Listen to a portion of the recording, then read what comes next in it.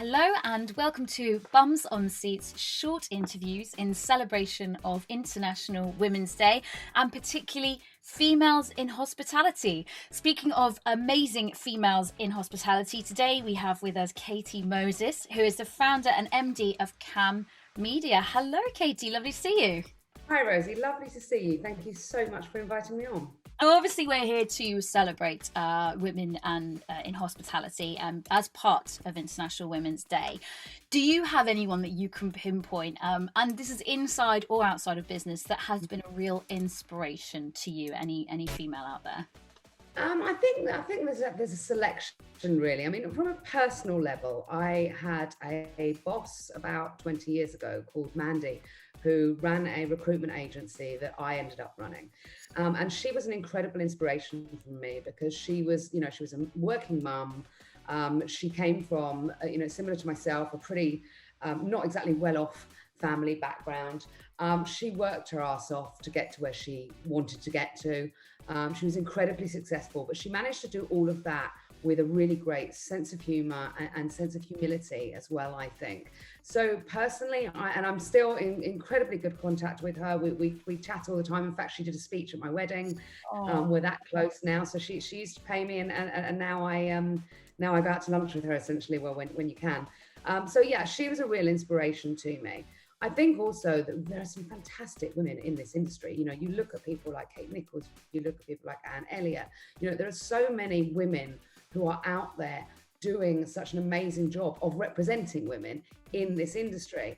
And then the third area is women who I see in the media who successfully manage to represent themselves and us under intense scrutiny. You look at MPs like Jess Phillips. I mean, even people like Taylor Swift, for example, just recently, she really kicked back about something somebody said that was just so incredibly sexist and nasty towards her. So just those women that speak out and represent themselves and us in such a positive way.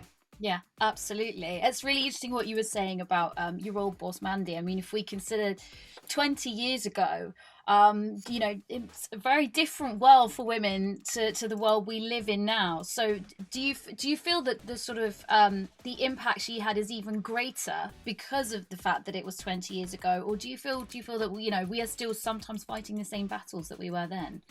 I think you're right. No, I think the impact that she had 20 years ago as well. She was already 20 years into her career. She's a little bit older than me, she wouldn't mind me saying.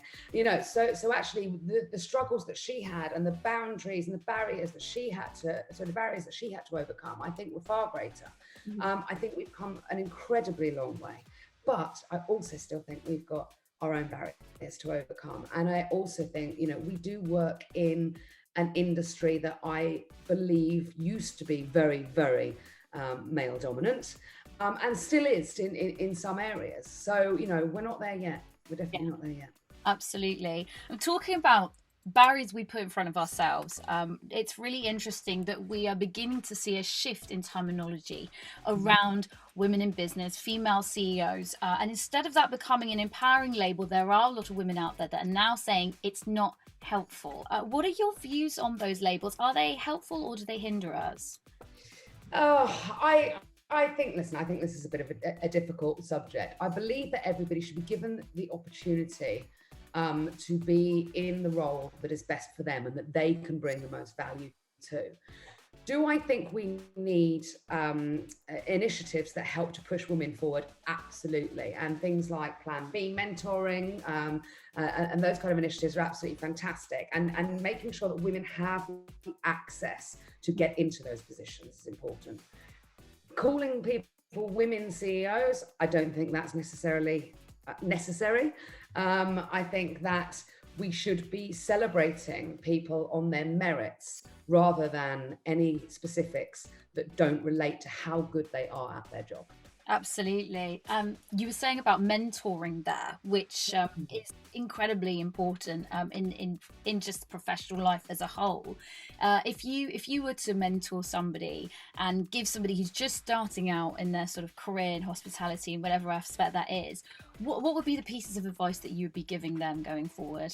Well, I actually do mentor two women. So, and one of the first things that I said to them is one of the things that Mandy said to me when I was very young and just going into business, and that was always try to be the smartest person in the room. Because if you're the most knowledgeable person in the room about the area that you're specialising in, then nobody can kind of argue their point. So first off is just be as knowledgeable as you possibly can be about your industry, about the job that you have in front of you, about the project that you're working on, about the people that you're going to be meeting. Look people up on LinkedIn, make sure you understand every single issue you're going to be talking about. Go in feeling that confident that you can't lose. I think that's incredibly important. I think finding mentors is incredibly important. And it doesn't have to be a formal mentor-mentee relationship, but just somebody that you can bounce some ideas off. Look around the next room, the next conference room you're in, and think, who do I really value in this room? Who do I look up to? And go and have a conversation with them and just say, can I have a conversation with you about mentoring? I think having a mentor, let's say you can't be it unless you can see it, and I think it's really, really important to find women that you look up to, and then cultivate a relationship with them, and they'll get as much out of it as you will, because I certainly get as much, if not more, out of my mentees than I'm sure they do out of me. So I think that's the main advice. Find a mentor, be knowledgeable, get out there, network, speak to people, meet people, understand the industry as much as you possibly can, whatever industry you're in, especially hospitality, because networking hospitality is essential, as we all know. Absolutely. That's such great advice about a mentor, because I think a lot of us would never think about going up to somebody and saying, oh, hi, can you be, my mentor? It's daunting. Yeah. The idea of doing it is, it fills me with absolute fear and dread, but I've had mentors and I know they've made me better at what I do. So you were saying about being a mentor yourself, and you said how rewarding it is. I mean, is there anything you can pinpoint that is just your favorite thing about being a mentor, because it's such a great role? Seeing my mentees succeed in something they didn't believe they were capable of. And, and I think some of that does go back to being female, because I think that, we're sometimes a little bit of a step behind men in believing that we can achieve something. And when one of my mentees comes to me and says, oh, I've got the opportunity to do this, or I'd like to do that, and I can feel it, I can hear it in their voice, they don't feel they're capable of doing it, but I know they are. And it's just about sort of, helping to coach them to understand that they're good enough to do it. And I think you get a massive buzz out of that, massive buzz. Absolutely. No, that's fantastic. So if we go back to Katy Moses 10 years ago, first of all, I'd love to know where you were 10 years ago, what you were up to, because the one great thing about hospitality, as we know, is that it's not just sort of a linear path necessarily. So where were you? And if you could offer yourself advice at that time, what would that advice have been? I was working for a research firm, but based mainly in small format grocery retail. And I was head of sales, I believe, at that point there. So 7 years ago, I started up KAM. So I guess the advice I would give to myself 10 years ago is go it alone sooner. When I first started KAM, one of the things I realized is that I no longer had to fight for what I wanted professionally. I could create it. I had that opportunity to create, from the type of business I wanted to work in, to the people I wanted to work with, to the way I wanted to run a business and interact with colleagues and clients. So I would say, do it sooner, continue to learn, continue to understand. Every single day I learn something new about being in business. And if you're not learning something new, then you're not curious enough. And then I would also just say, find your female mentors a little bit earlier than I did, and remember to lift as you climb.